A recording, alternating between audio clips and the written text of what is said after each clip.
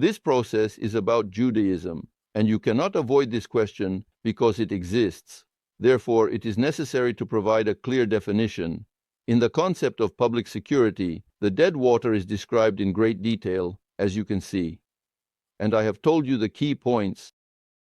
The stability of governance in countries and peoples within such a totalitarian pyramid that we are examining, how was it achieved? First, by concealing from humanity the correct understanding of the world order. And we talked about whether matter or consciousness is primary, immediately a brain liquefaction. So in fact, all processes are interdependent and have the process of trinity. Matter transforms as it develops. Next, we will consider the structural and non-structural management of countries. So, regarding the priorities of generalized means, we will further discuss this with you, including through various religious beliefs, the credit and financial system, and so on.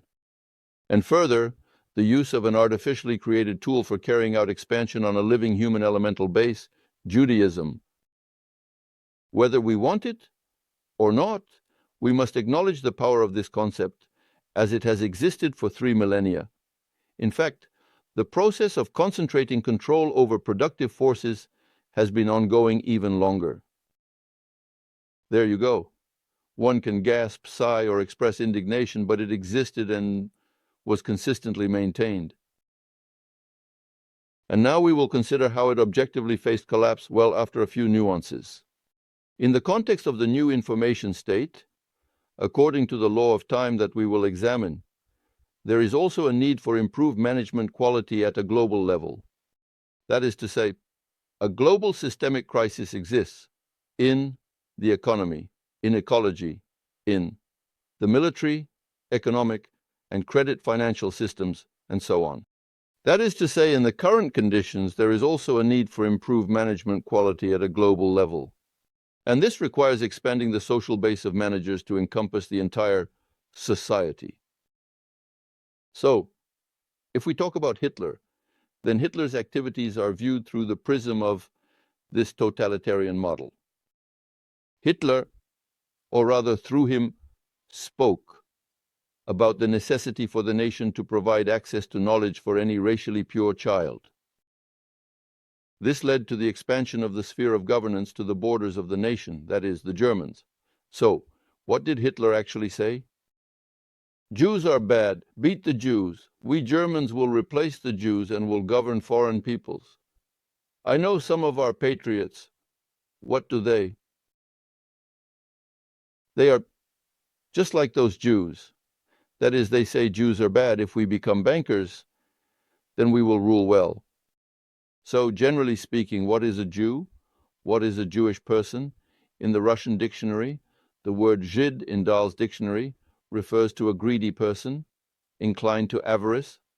And Karl Marx spoke about the fact that Jews are not a nationality, but a chimerical nationality of the Jew, the merchant, generally a greedy person. Therefore, in this sense, I usually connect it because statistically, Jews are most often called Židi, but I will say there are also Russian Židi worse than Jewish Židi, meaning even more extreme. Well, that is, Hitler spoke about the sphere of governance that the elite should be Germans, but such a setup did not eliminate the crowd of elitism as a whole, but rather generated a harsher crowd of elitism. Even within one nation, this was accompanied by totalitarianism. The extreme form of the crowd of elitism is the open absolutism of the mafia, following the leader. That is, it is openly stated that all of society, except for the leader, is the rabble crowd. And it is kept silent that the leader is a puppet of the mafia, that is, the Führer had his masters sitting in Switzerland. That is why. He did not attack Switzerland. Well, that's a simple question too. If the Führer was so bold, why didn't he just go and rob the Swiss banks? But he didn't go there. Why? Because he understood perfectly that his masters were sitting in Switzerland. And Hitler's entire victorious march across Europe was nothing more than the surrender of all of Europe's potential, military, industrial, and human, for a strike against the USSR. But why against the USSR? And it was already necessary then. The global mafia understood that the resource was there, and it needed to be subdued. In addition, Stalin pursued a policy that was directly opposite to that of this mafia. And the USSR was becoming attractive, becoming a beacon for other countries and peoples. Therefore, the concept that Stalin promoted was unacceptable to this mafia. Therefore, they wanted to destroy what Stalin was implementing through Hitler's hands. But if we touched upon it, Stalin was in the grip of the terminological apparatus of Marxism. That is, he did not have political management. Instead, he spoke of class struggle. There were other things, exploitation. Therefore, he could not express it in words. So often, when he set a task, he would say, "You understood what I wanted to say," looking into the person's eyes, because he was trapped in the Marxist terminological apparatus. And when in his work, Economic Problems of Socialism in the USSR, Stalin came to the conclusion that the terminological apparatus needed to be changed and set the task of, I remind you, in this work he said that we need to reconsider some provisions of Marxist political economy as inconsistent with what actually exists. And Stalin says there that this primarily concerns surplus value, necessary labor time, and surplus time, necessary products, surplus product.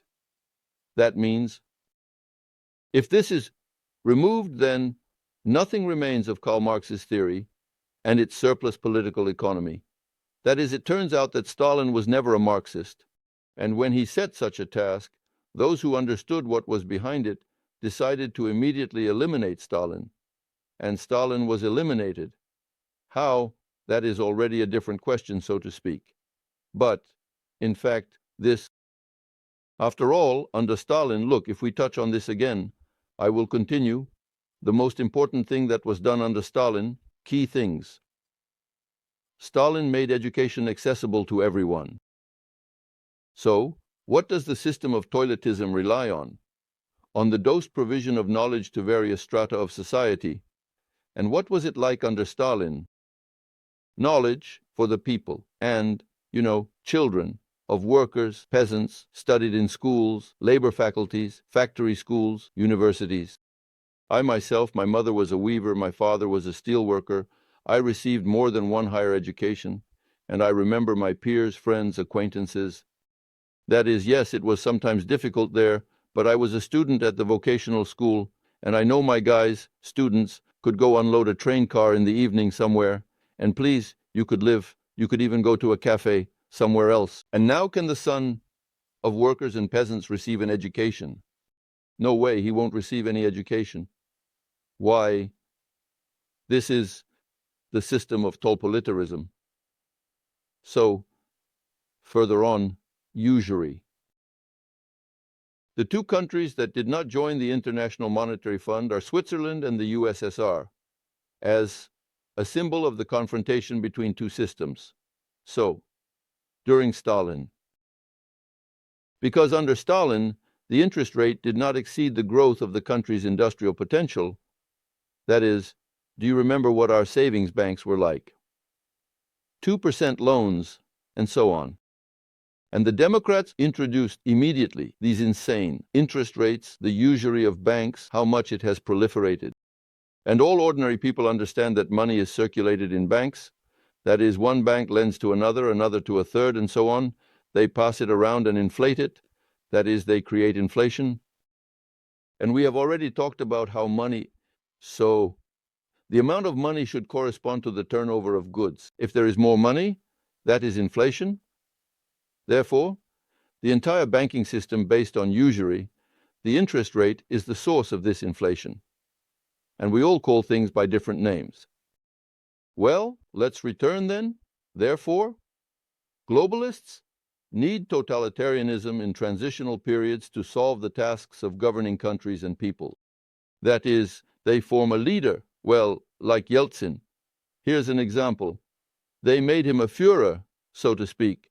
Well, you can call him a democratizer. They solved the tasks. And then this.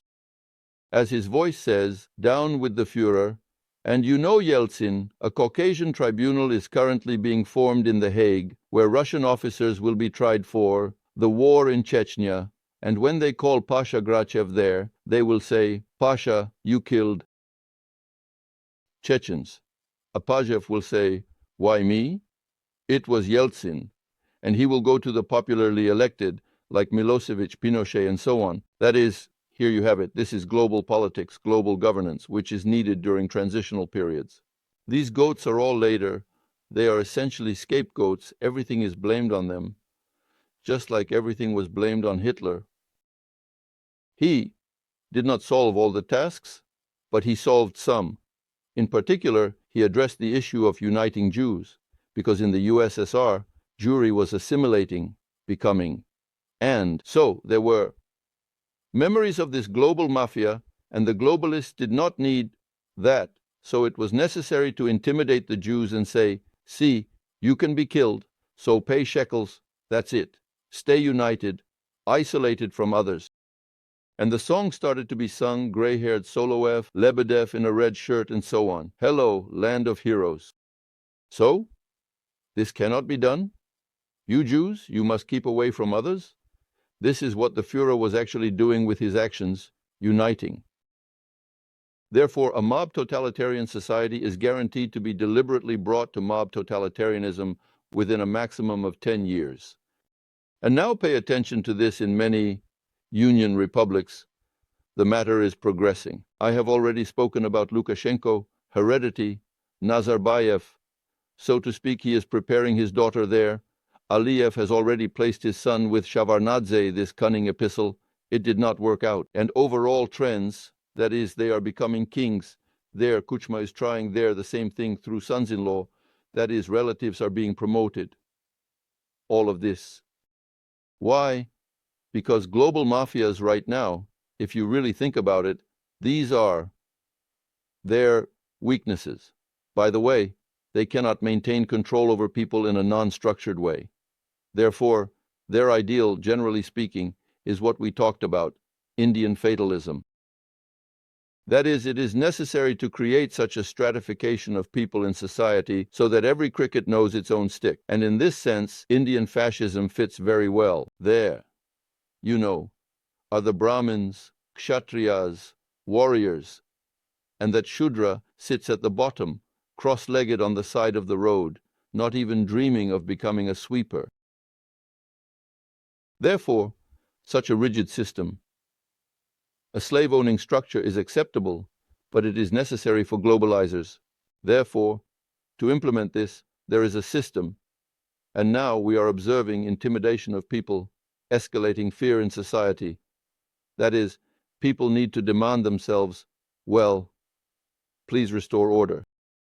Wrap us in barbed wire so that my house doesn't get blown up.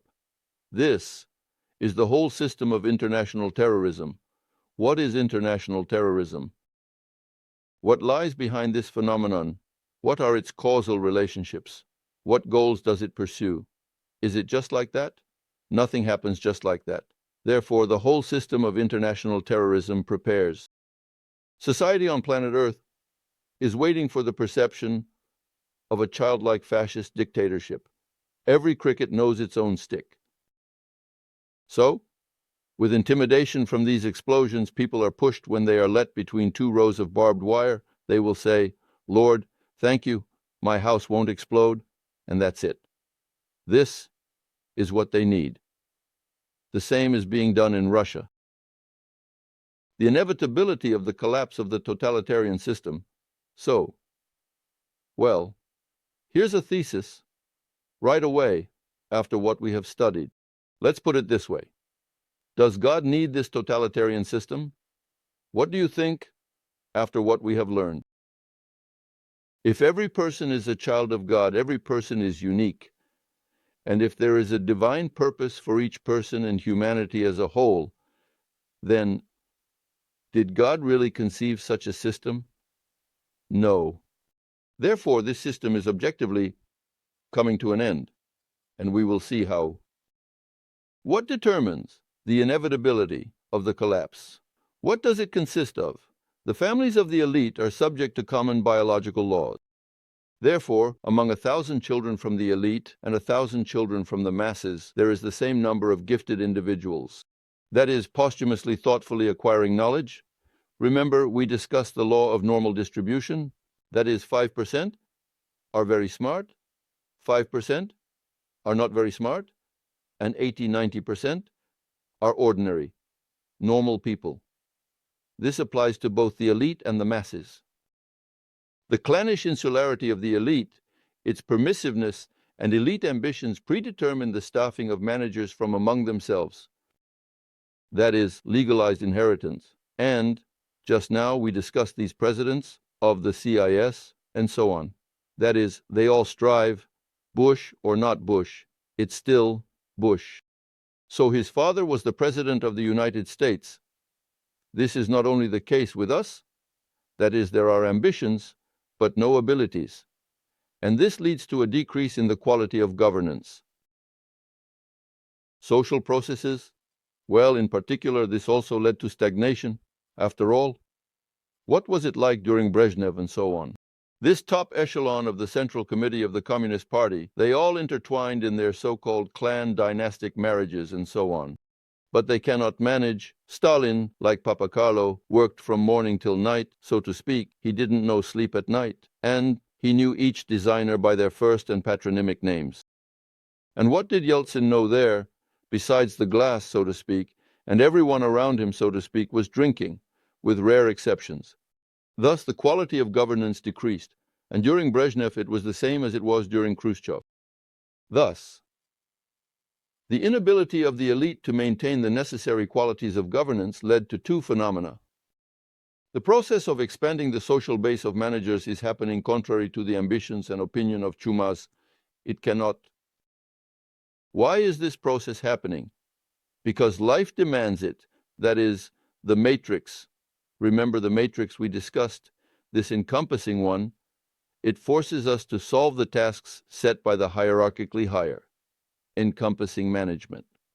And the proof of this is that in difficult times, in Russia in particular, figures like Ilya Muromets, Lomonosov, Stalin, and so on appeared. Frunze, who did more than the elite and much more. The elite could not, but they did. After all, if we talk about Stalin, where did he come from? From a simple family. And Lomonosov, where did he come from? And so on. To maintain its dominance, the priesthood, the pseudo-priesthood, is forced to ensure the necessary qualities of governance at a global level. For this, a special mechanism has been developed. Here we are again at this mechanism. So, the circumcision of the so-called elite. That is, Judaism is again a hostage here. They need to understand this. Since the main personnel base is at the level of Judaism, what is being done? A revolutionary situation is being created. The people are smashing the clueless elite. And, as in the song by Mikhail Ivanovich Noshkin, we were assigned a new boss, and we went home with that. So, that is, one elite is cut down and destroyed by the hands of the crowd, and a new one is appointed. If these lectures are being given now. It is June, the beginning of June 2004, and I have just received an article about the elite from Moscow on one of the websites. It is openly stated there that the current elite must be completely destroyed. They are useless, meaning they have not been able to accomplish anything. Who is doing this? Does this person understand what they have written or not? But the fact is that they are working for the global mafia. That is, they need to be cut out, removed, taken down. And it is proven throughout, as if referring to history, that this has always been the case in Russia. The article specifically states that in 1917, the Russian elite could do nothing. Led by Nikolasha, this sovereign, the emperor, and they were destroyed. Then the Stalinist elite was destroyed. They do not see what is missing in this article, understanding of who organizes this process. That is, they state the obvious, but they do not understand that this process is managed. This is the understanding of global politics, the society's recognition of the permissibility of permissiveness. This recognition is a disease of the spirit, a disease of worldview, a disease of perception. But it is precisely this permissiveness that lies at the heart of a totalitarian society, and what is a disease always? does not allow to master the global, or rather genetically determined potential. That is, a sick person is ill, he cannot develop. So, a totalitarian society is generally a disease of humanity. And from the start, does God need all of this to exist? No.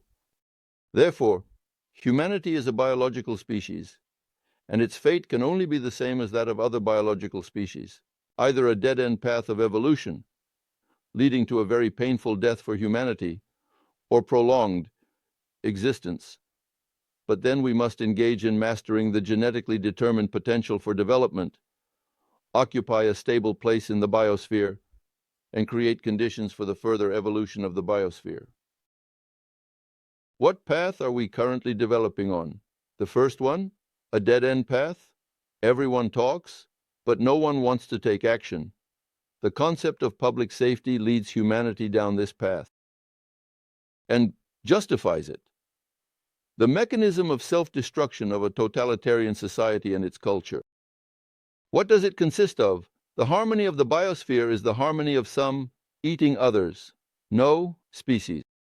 No species can consume more than what the productivity of the biosphere provides. That is, we cannot take more than what exists on Earth. Yes, as much as there are forests, we cannot cut down more. We cannot get it from anywhere else.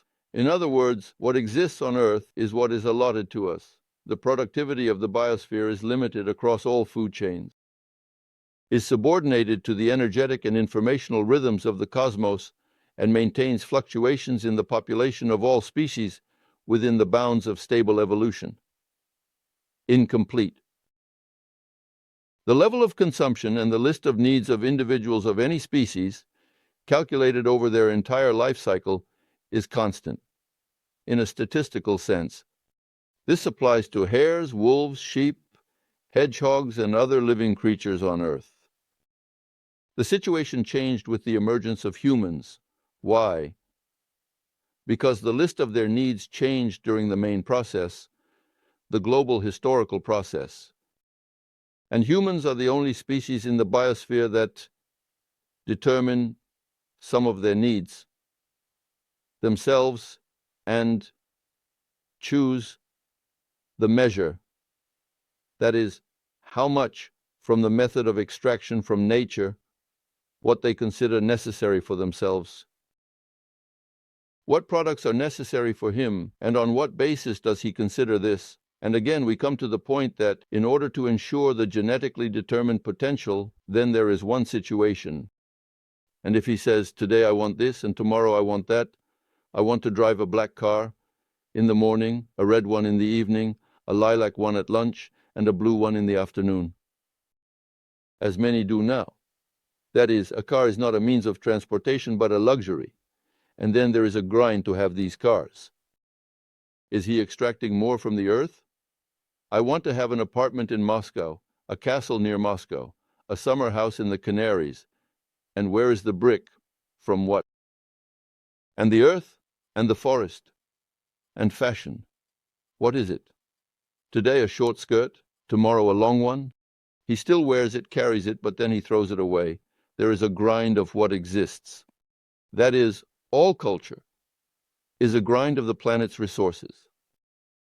This is jumping ahead. When we talk about the economy, there are needs that are demographically conditioned for a person to realize their genetically determined potential, and there are degradation parasitic needs, like, what else do I want? Oh, let's have a golden toilet, and instead of spending gold on something, he makes toilets out of it. They are needed. But this consumes resources, and so on. This is called a degradation parasitic need. But he can do this thoughtfully and responsibly. Thoughtfully, permissively, and mindlessly, that is, to extract all of this from nature. And the situation qualitatively changed by the end of the 19th century, when culture became a decisive factor. That is, technology emerged. And technology began to exert a destructive pressure on the biosphere.